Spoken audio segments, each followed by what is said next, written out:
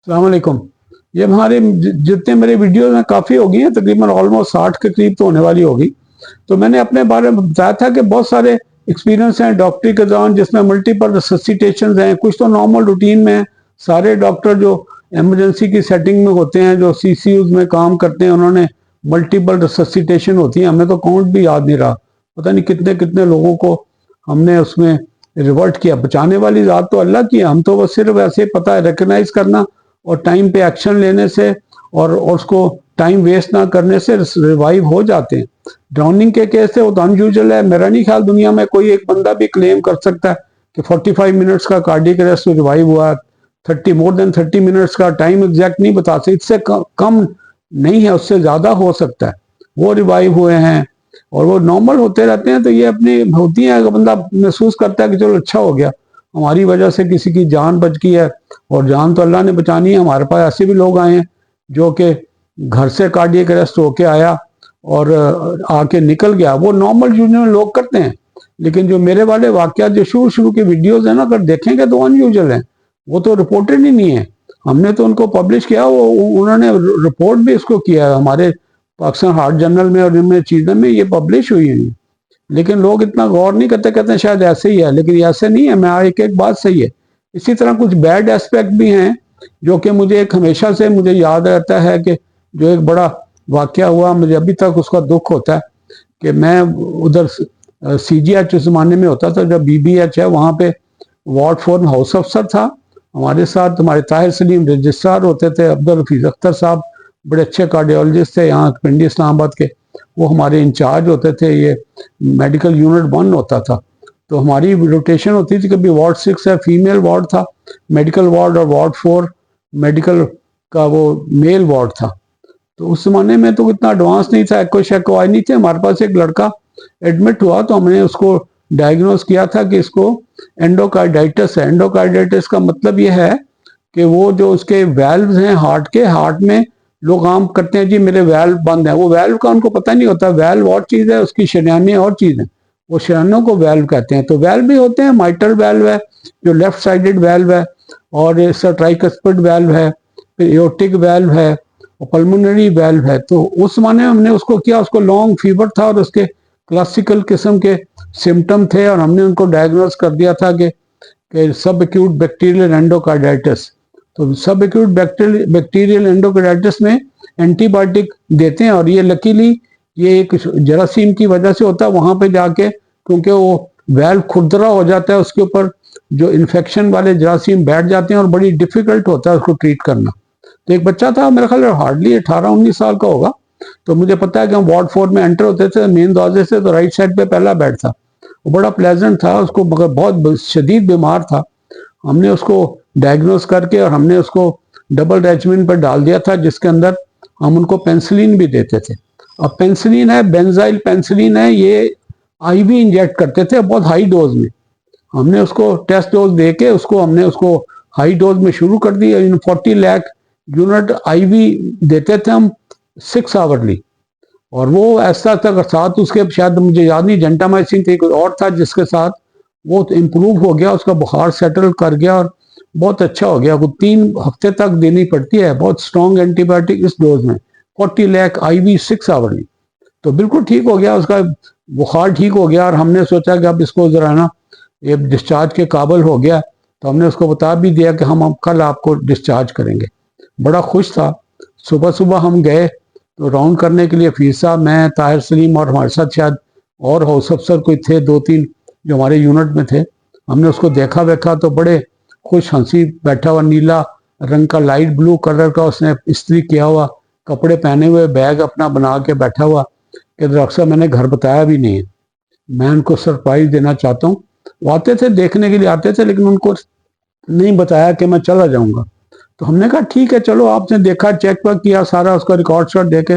तो हम नॉर्मली करते थे जब एंडोकार्डाइटिस का पेशेंट डिस्चार्ज करते थे तो हम उसको दूसरी पेंसिलिन, लॉन्ग एक्टिंग पेंसिलिन देते थे, बेंजाथीन।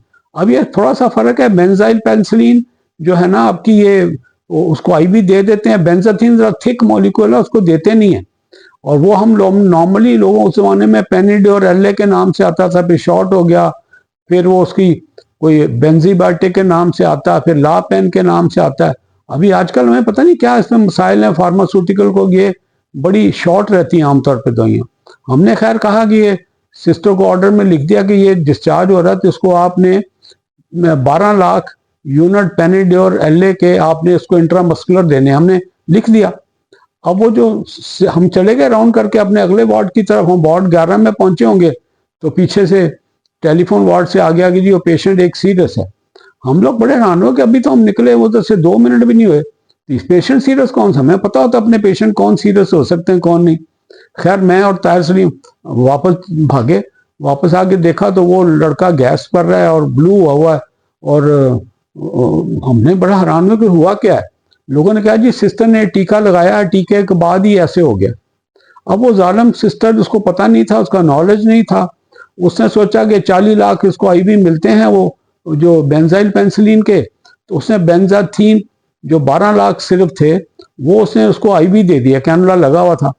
वो थिक मॉलिक्यूल है, उसने तो कहीं जाना नहीं था, सीधा वहां से वेन से वो राइट हार्ट में गया, राइट हार्ट में उठा के उसको क्लीनिंग के लिए लेफ्ट हार्ट में भेजना था, बीच में आपके लंग्स आ जाता है, वो फिल्टर फंस गया उसके अंदर और वो उसने साथ ही गैस करना शुरू किया और हमने बड़ी एफर्ट किया लेकिन हम उसको रिवाइव नहीं कर सके, वो ही डाइट।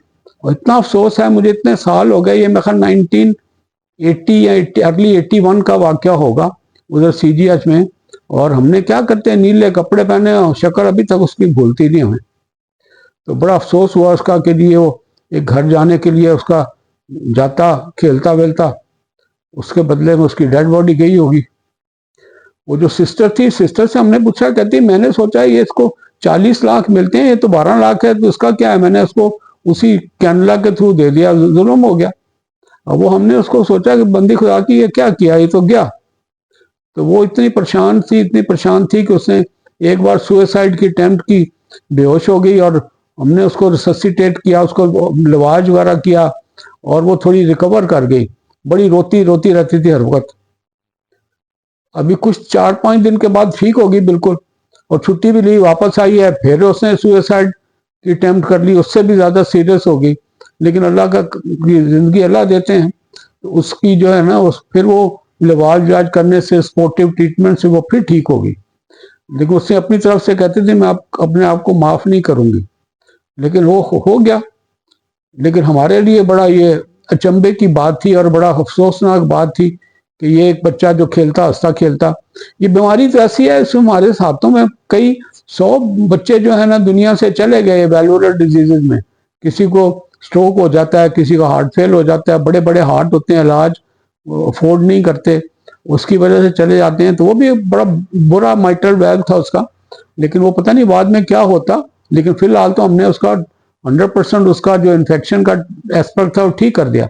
लेकिन ये अल्लाह की करनी यह है और उसकी बेवकूफ़ी की वजह से वो अब दुनिया में नहीं रहा।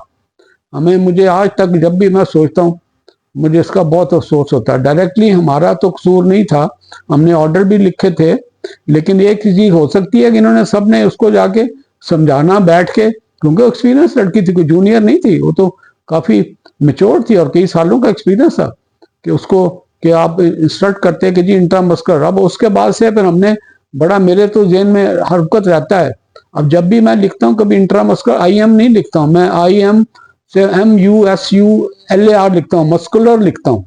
और भी चीज़ें ऐसी हैं जो थिक मॉलिक्यूल हैं, इंट्रामस्कुलर लगने चाहिए, अगर IV दे दें तो सर्वाइव नहीं करता बंदा। तो लिहाजा आपको बड़ा इसके बारे में मुझे बड़ा क्योंकि दुख है मुझे, और इसको कितने साल हो गए आप समझें, 80 में, लेट 80 में, 81 में, तो 40 साल हो गए, मुझे अभी तक नहीं बोला। तो ये मेरा जो है ना एक बड़ा बैड एक्सपीरियंस है, जो कि डायरेक्टली मेरे कंसर्न नहीं था मेरा, उन्होंने उससे गलती हो गई, उसने भी बड़ा अपने आप को मलामत वगैरह की है, सुसाइड अटैम्प्ट किए हैं। लेकिन अल्लाह का करना है कि अब क्या कर सकते हैं, बचते भी हैं लोग, कभी कभी ऐसे भी वाक़यात हो जाते हैं जो आपको हिला के रख देते हैं। हमने तो अब्दुल हफीज़ अख्तर साहब को बताया ही नहीं, 6 महीने के बाद बताया तो उठ के खड़े हो गए, वो बड़े हैरान परेशान थे कि ये कैसे हो गया, क्या, मैं कहा जी हो गया, अब क्या करें उसको, हमने तो उसका है। तो मुझे याद है कि उस जमाने में उनका बेटा, अपना छोटा बेटा, कोई 4-5, जो उम्र एग्जैक्ट याद नहीं है, वो और ड्राउनिंग होके वो दुनिया से चला गया। वो कुछ स्कूल के साथ गए थे, वो स्विमिंग पूल में खेल रहे थे, तो वो उसके साथ डूब गया था। ये जो उनके बड़े भाई आफ्ताब में अब इंटेंसिविस्ट हैं वहाँ पे शिफा इंटरनेशनल में, आफ्ताब अख्तर हैं, पहले नवीद अख्तर थे, उनके बड़े भाई थे, बड़े हमारे सामने बड़े हुए हैं और बड़े अच्छे कार्डियोलॉजिस्ट इंचार्ज पूरे डिपार्टमेंट के थे। वो आजकल अमेरिका में हैं, तो वो भी कार्डियोलॉजिस्ट हैं, बहुत अच्छे कर। उनका छोटा भाई था सबसे। तो वो भी हो जाता है कभी, ऐसी चीज़ें हैं, इंसिडेंट्स हैं, हादसा हैं जो कि हमारी ज़िंदगी में आते रहते हैं। हमें सबक देते हैं कि हमें अपना ख्याल रखना चाहिए और विजिलेंट रहना चाहिए और कोशिश करें मिनिमम गलतियां हों। बहरहाल हो गया, मगर मुझे अफसोस अभी तक उसका रहता है। अपना ख्याल रखिएगा। अस्सलाम वालेकुम।